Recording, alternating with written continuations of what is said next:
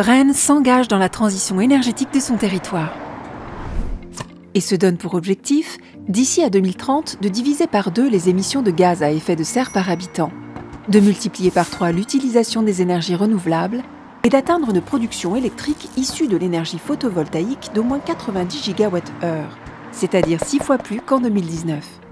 Mais comment y parvenir? La ville de Rennes œuvre au développement et à la production des énergies renouvelables. Aujourd'hui, en 2022, elle dispose déjà de 15 installations photovoltaïques en service sur les toitures publiques. Pourquoi? Car produire de l'énergie là où on vit et bénéficier d'un approvisionnement local à un coût maîtrisé est un des grands défis de demain. C'est pourquoi la ville accompagne également les initiatives citoyennes locales, comme le projet Éclair, un projet qui associe une variété d'acteurs locaux. Une coopérative citoyenne, des bâtiments publics et privés, un ensemble de consommateurs, le gestionnaire du réseau électrique.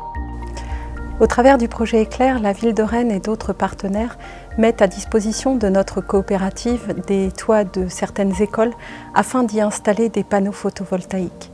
L'énergie produite correspond à la consommation électrique de 150 foyers rennais. Et cette énergie, qui en bénéficie?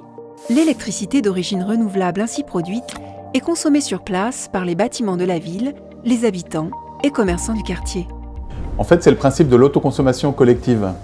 On partage une énergie propre, produite au cœur même de notre quartier et répartie sur différents sites de consommation, donc des commerçants comme nous ou des particuliers, situés tous à proximité immédiate de la centrale de production. Pour notre boulangerie, par exemple, ça représente aujourd'hui quasiment 20% de la consommation annuelle d'électricité. La ville de Rennes met à disposition ses bâtiments et achète également cette énergie d'origine renouvelable.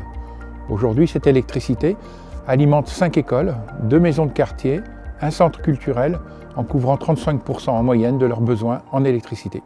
En bref, de l'électricité citoyenne, renouvelable et ultra-locale, commercialisée au plus juste prix, c'est ce qu'on appelle un véritable circuit court de l'énergie.